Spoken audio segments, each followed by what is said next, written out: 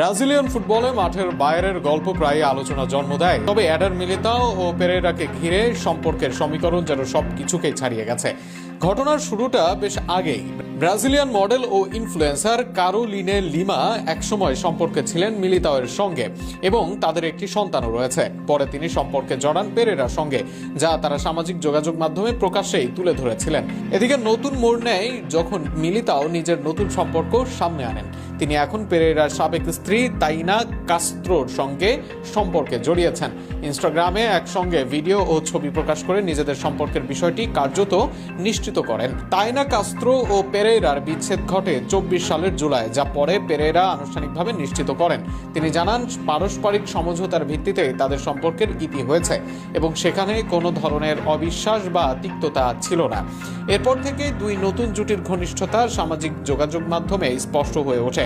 গত বছর মার্চে মিলিতাও ও তাইনার একটি অন্তরঙ্গ ছবি ভাইরাল হয়। একই সময় পেরেরাও ক্যারোলিনে লিমার সঙ্গে নিজের সম্পর্ক আরও প্রকাশ্যে আনেন। এই পুরো ঘটনা প্রবাহ ব্রাজিলিয়ান ফুটবল ভক্তদের মধ্যে ব্যাপক আলোচনার জন্ম দিয়েছে। তবে আশ্চর্যের বিষয়, সংশ্লিষ্ট 4 জনের কেউই এ নিয়ে কোনো বিরূপ প্রতিক্রিয়া জানাননি।